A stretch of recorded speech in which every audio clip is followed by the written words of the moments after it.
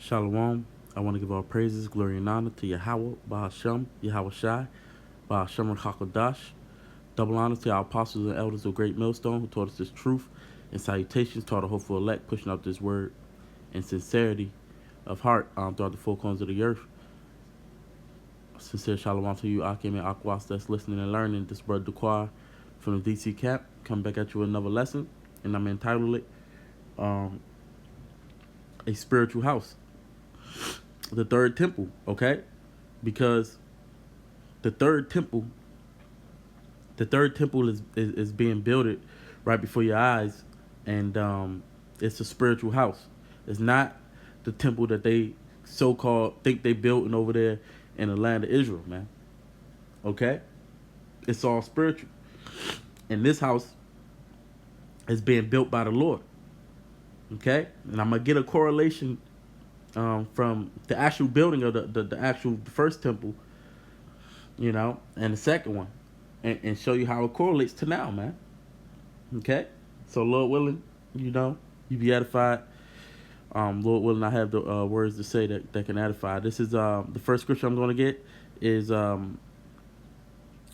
second Salakia, John 2 verse 19.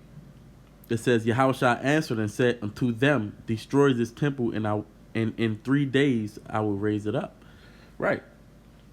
And this statement was made about 2,000 years ago. Okay? So we know, just like the creation, 1,000 years equals 1 day, man. If you have the ears to receive that. Okay? So we're about to be in that third day, man. Just like the scriptures say, what it say? 2.5 days. Hold up. That he was going to put the spirit back in us. No. Revelation 11:9. It says, and they of the people and kindreds and tongues and nations shall see their dead bodies 3.5 days. 3 days and a half, Salakia, and shall not suffer their dead bodies to be put in graves. And then on the 11th verse it says, I'll just keep reading. It says, and they that dwell upon the earth shall rejoice over them and make merry, and shall sing gifts one to another, because these two prophets tormented them that dwell on earth. And after 3 days and a half, the spirit of life from the Most High entered into them, and they stood up upon their feet, and great fear fell upon them which saw them. So we know that we pretty much in the third day, man. Okay? And the Lord is putting his spirit back into us. Now, that brings me to, because let me get this. This is 1 Peter 2, and let me see where I want to start. All right, this is 1 Peter 2 in verse 3. It says, if so be ye have tasted that the Lord is gracious, to whom coming as unto a living stone, disallowed indeed of men, but chosen of the Most High, and precious, ye also are, ye also, Salakia, as lively stones, are built up a spiritual house and holy priesthood, to offer up spiritual sacrifices acceptable to the Most High by Yahushua HaMashiach. So, first of all, the word lively, how are we lively? When the Lord puts his spirit back into us. Okay? Because the scriptures say what? The spirit, the word, hold up, Salakia. I just had a brain freeze, But it is the word that quickeneth the flesh profit nothing.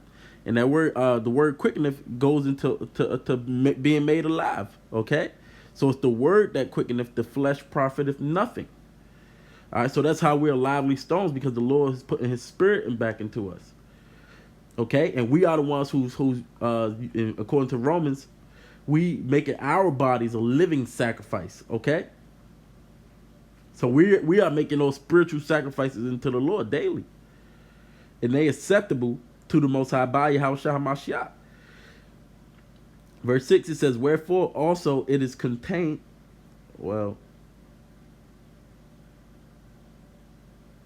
I mean, that was the point, but I keep going just a little bit. It says, wherefore also it is contained in the scripture, behold, I lay in Zion a chief cornerstone, elect, precious, and he that believe for him shall not be confounded. Unto you, therefore, which believe he is precious, but unto them which be disobedient, the stone which the builders disallowed, the same is made the head of the corner, and a stone of stumbling and a rock of offense, even to them which stumble at the word, being disobedient, whereunto also they were appointed. Because we supposed to be builders, man. That's the whole duty of a man, an Israelite man, is to worship the Most High. So we building up His church, man. Which the church is the spiritual house, the temple of the Lord, man. That's where the covenant dwelt, and the Lord's covenant is with us, man. Okay, but you got some of our people that they disallowed Yahweh Shai. And he's become the head, man. He was always the head. So let me get a correlation now, because I want to bring this out of the first temple. This is First Kings. I think it's might be 6. Yeah. First Kings 6.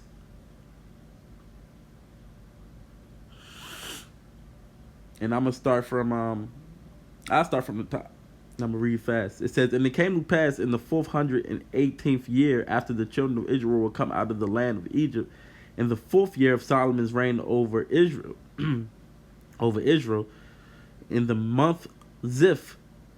I didn't see that one. Which is the 2nd month, that he began to build the house of Yahweh. So in his 4th year, that's when the Lord, through the Spirit, that's when King Solomon started building the temple, man. But mind you, even King David, he wasn't permitted to build the temple because his hands was bloody, okay? But it was in the spirit that Yahweh Shai will be or King Solomon will be the one that will build up the kingdom. The temple. But King David, he was preparing the building of the temple even back then. You see how it would be constructed. Then after 4 years, Solomon started to build the kingdom. It says, and the house which King Solomon built for Yahweh, the length thereof was 60 cubits, and the breadth thereof 20 cubits, and the height thereof 30 cubits. And the porch before the temple of the house 20 cubits was the length thereof, according to the breadth of the house, and 10 cubits was the breadth thereof before the house. And for the house he made windows of narrow lights, and against the wall of the house he built chambers round about, against the walls of the house round about, both of the temple and of the oracle, and he made chambers round about. The nethermost chamber was 5 cubits broad, and the middle was 6 cubits broad, and the third was 7 cubits broad. For without in the wall of the house was he made narrow rests round about, that the beams should not be fastened in the walls of the house.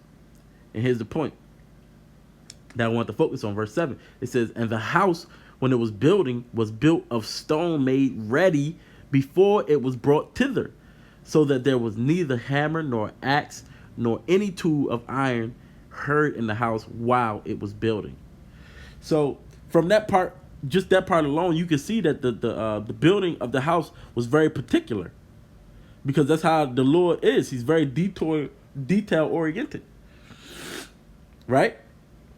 But the part that I want to focus on was where it said that the stones, when building it, the stones was made ready before it was brought thither. Okay, so that means that the stones had to be drawn. Well, first of all, the scriptures. Well, I'll just keep going. That means that the stones was being prepared before it was sent over or brought over to the place where it was the house was actually, where the temple was. And just like us, man, we are stones, okay, that been hewn, okay, because the scriptures say that you can't choose the Most High; He have to choose you. You see. And the Lord, like I said, He's very particular. He has certain stones that he wanted. Okay, he had particular stones out of all the different stones. They chose certain stones, and they wanted it particular for the building of the house, and that's how it was, man.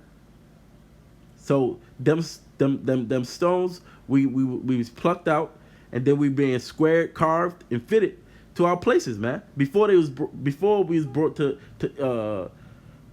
our land, just like those before they were sent to Mount Moriah. All right, where the first temple was built. And notice that it was like they said that you didn't hear in the house any hammer or axe or tools while it was building, man. Because this is a silent. Hey, the Most High is spiritual, man. How He's building right in our enemies' eyes, man, and they can't tell. You know, it was a silent construction, if you will. And how could a work so big, so massive and complicated be erected in such a silent manner, man? Well, that's what's exactly happening right now. Because everybody going about their merry little lives, not realizing that the temple of the world, the rulers to come, the church of the Most High is being built right before their faces, man. You see, and the only way that this could be done is that the Most High has to be presiding over this the building, man. And He's the one giving His builders skill, okay, in art. Which I did the video, the different gifts that the Lord gave us, man. You know, and that's how we able to do this thing. The Lord had it all thought out, man.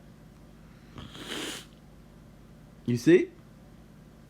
Now, how are we being shaped, man? Like we said, we've been shaped by the word. This is Jeremiah 23:29. It says, "Is not my word like as a fire, saith Yahweh, and like a hammer that breaketh the rock in pieces?" So that's the word. Because we have the word, you know, we living stones. It's the word that's doing these things, and we got to be doers of the word. Now that's where we being chipped, man. All right, our characters are being sharpened and rounded it off. Okay, certain things of our conduct is being chipped away that the Most High didn't like. Okay, you know, certain of us is more rougher, had a temper, you know, and those things is being smoothed. All these things, these flaws or cracks, if you will, is being chiseled out, man. And then when our form is good and prepared, we're gonna be able to serve the Most High the way we supposed to be, man. What's that scripture? Fit it together. I think it's Corinthians. 1 second. Damn. Can't think of it. Oh no, this is Ephesians 2 verse 18. It says, "For through Him we both have access by one Spirit unto the Father through Yahweh Shai." We've been given the Spirit, all right, through Yahweh Shai, and we have access into the Father. It says, "Now therefore ye are no more strangers and foreigners, but fellow citizens with the saints, and of the household of the Most High." And see, just like those stones, they was in the quarry with all the other stones, man. But they got hewn out. All right, just like we was called out. That's what the word elect or church even means. Okay, so now we're no more strangers and foreigners, man, but we fellow citizens with the saints. When you become a part of this church and a part of the household of the Lord, all right. It says, "And are built unto the foundation of the apostles and prophets, Yahweh Shah HaMashiach himself being the chief cornerstone." As we say, he was the builder. That was this. He was the stone that was disallowed of men. But he is the chief cornerstone. All right. And we coming in built off his foundation, off the foundation of our apostles, man. And we just entered into those labors. Verse 21, it says, "In whom all the building fitly framed together groweth unto a holy temple in the Lord, in whom ye also are builded together for an habitation of the Most High through the Spirit. See? And we being grown together. This it's a growing process, man.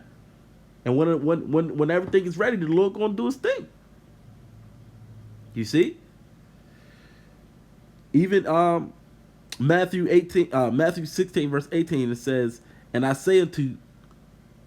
say also unto thee that thou art Peter, and upon this rock I will build my church, and the gates of hell shall not prevail against it. Because through the Spirit, that's King David, man. He the one who had the keys. He's under Yahweh Shai.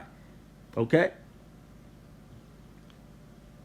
Which Cephas means rock or stone, man.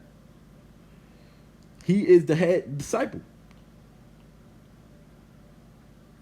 And that's how through the Spirit, that's how the scripture talk about how the house of David is going to be rebuilt again. All right. What else did I want to get? Oh, it was another part about the temple, which, okay. Yeah, this is 1 Corinthians 3. Salakia. It's 1 Corinthians 3 in verse, I will start from 8. It says, now he that planteth and he that watereth are one, and every man shall receive his own reward according to his own labor. For we, here's the point though, for we are laborers together with the Most High. Ye are the Most High's husbandry, ye are the Most High's building. So not only are we a part of the building, we also are laborers as well. Okay? So we being shaped, okay? We being chiseled out, but we also doing the chiseling. Because we got the word. Okay? That's how brothers is shaping each other out, man. We not all finished products yet. It says, verse 10, according to the grace of the Most High, which is given unto me, a wise master builder, I have laid the foundation, and another buildeth thereon. But let every man take heed how he buildeth thereupon. All right? And like we said, the Lord has given the Spirit. The Lord's presiding over this, man. He's the one who gave certain skills to certain men. And you can see from our apostles, man, they built in the foundation and it's being built out. If you can't see that, I don't know what to tell you. But it said, take heed how you build thereon. It says, verse 11, for other foundation can no man lay than that is laid, which is Yahweh Shai HaMashiach. Now, if any man build upon this foundation gold, silver, precious stones, wood, hay, stubble, every man's work shall be made manifest, for the day shall declare it, because it shall be revealed by fire, and fire shall try every man's work of what sort it is. Yeah, because you better make sure that you building on the apostles' doctrine, Yahweh Shai's doctrine. Okay? Because it's only one temple being built. You got people that want to build up different churches, man. Nah, it's only one church. All right. Verse 14, if any man's work abide, which he have built thereupon, he shall receive a reward. If any man's work shall be burned, he shall suffer loss, but he himself shall be saved, yet so as by fire. Here's the point I wanted to get.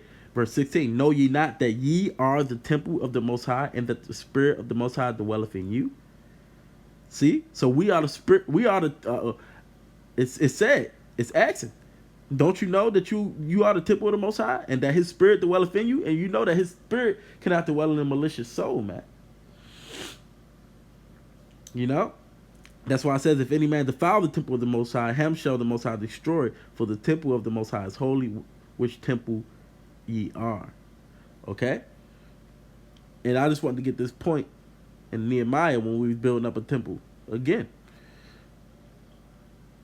after it was destroyed. This is Nehemiah, I think it is, let me see real quick, the 4th chapter. And I'm going to start from the top. It says, but it came to pass that when Sanballat heard that we were builded that we builded the wall, he was wroth and took great indignation and mocked the Jews. Yeah, that means strength, fucking heathen. Just like now, they get mad when we start building, man. It says, and he spake before his brethren and the army of Samaria and said, what do these feeble Jews?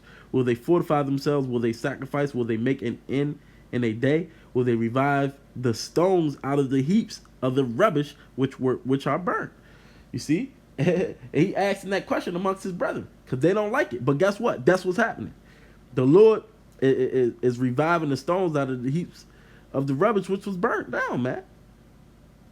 But see, they gonna want to stop it. See, it says now Tobiah the Ammonite was by him, and he said, even that which they build, if a fox go up, he shall even break down their stone wall. Hear, O our power, for we are despised, Salakia, and turn their reproach upon their own head, and give them for a prey in the land of captivity, and cover not their iniquity, and let not their sin be blotted out from before them, from before thee, for they have provoked thee to anger before the builders. So built we the wall, and all the wall was joined together unto the half thereof, for the people had a mind to work. See, the wall was being built because the people had a mind to work. And see, the Lord had to put the spirit on you to do that. But it came to pass that when Sanballat and Tobiah and the Arabians and the Ammonites and the Ashdodites heard that the walls of Jerusalem were made up, and the breaches began to be stopped, they were very wroth. See, so just like I was going to mention, and when the house of David was being built up again in Amos 9 and 11, it said he would close up the breaches thereof, man, and he would raise us up out of our ruins like the days of old, and build us like the days of old. See, they don't like this. All them heathens. It says, and conspire all of them together to come and to fight against Jerusalem and to hinder it. See? So they want to try to hinder it.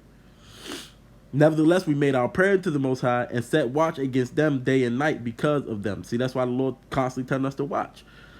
And Judah said, the strength of the bearers and of burdens is decayed, and there is much rubbish, so that we are not able to build the wall. And our adversary said, they shall not know, neither see till we come in the midst of them and slay them and cause the work to cease. So that's ultimately what they want to do, and they're going to try to do that unto us in this day. Okay? They're going to try to come, and look, they sending infiltrators, okay? You know, they watching, they sending infiltrators, they doing anything to hinder the building, man. You know, then once they realize that they ain't stopping, they're going to try to slay us. It says, verse 12, and it came to pass that when the Jews which dwelt by them came, they said unto us 10 times, from all places whence ye shall return unto us, they will be upon you. Therefore said I, in the lower places behind the wall, and on the higher places I even set the people after their families with the sword, their spears, and their bows. Is this the point that I wanted? Oh, Salakia. It says, it's verse 17. This verse 14 now. It says, and I looked and rose up and said unto the nobles and to the rulers and to the rest of the people, be ye not afraid of them. Remember the Lord, which is great and terrible, and fight for your brethren, your sons, and your daughters, your wives, and your houses. And that's what we doing, man. You know, we got a lot of people that talk bad about us, but hey, we the ones fight for our people, man.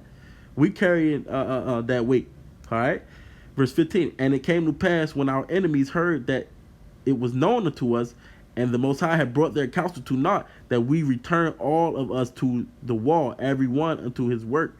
And it came to pass from that time forth that the half of my servants wrought in the work, and the other half of them both the spears, the shields, and the bows, and the harbingers, Gians, and the rulers were behind all the house of Judah. Yeah, so some of us, we do different things at different times, man. We all have different duties, if you will. You know, and then some of them, they had they weapons ready to fight, and then some of them was building. You know, and then you switch it up. You know? But here's the point I wanted to get. It says, they which build it on the wall, verse 17, they which build it on the wall, and they that bear burdens with those that led it, every one with one of his hands wrought in the work, and with the other hand held a weapon. For the builders, every one had his sword girded by his side, so build it. and he that sounded the trumpet was by me. See? So hey, they had their sword in one hand, okay? And with the other hand, they was building. So we multitasking, man. Not only do we got to fight the heathens off, we got to fight our people off, and then we got to continuously fight that war within ourselves and build ourselves up, as well as watching over the flock, man. You know. So that's how this temple is being constructed, man. Okay. This I'm gonna close on this. This is 2 Corinthians 6 verse 16. It says, "And what agreement hath the temple of the Most High with idols? For ye are the temple of the living power. As the Most High have said, I will dwell in them and walk in them, and I will be their power, and they shall be my people." And that's exactly what the Lord said in Hosea. Okay. It says, Hosea 1 verse 10, "Yet the number of the children of Israel shall be as the sand of the sea, which cannot be measured nor numbered. And it shall come to pass that the place where it was said unto them, ye are not my people, there it shall be said unto them, ye are the sons of the living power. Then shall the..." Oh, no, that's not the one I wanted. Oh, yeah, because it said he will not. Well, anyways, yeah.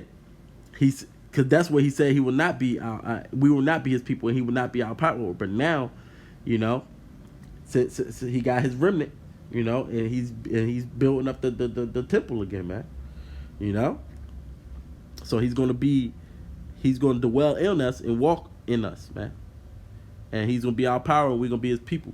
And that's talking about the Israelites, man. You know, and this time we talking about the elected Israelite, the church, all right, who's going to be the governing body of the world to come, the government to come. All right, so with that, Lord willing, that was edifying. Until the next lesson, I want to give all praise, glory, and honor to Yahweh, Ba'ashem, Yahweh Shai, Ba'ashem Kakadash. I want to say Shalom.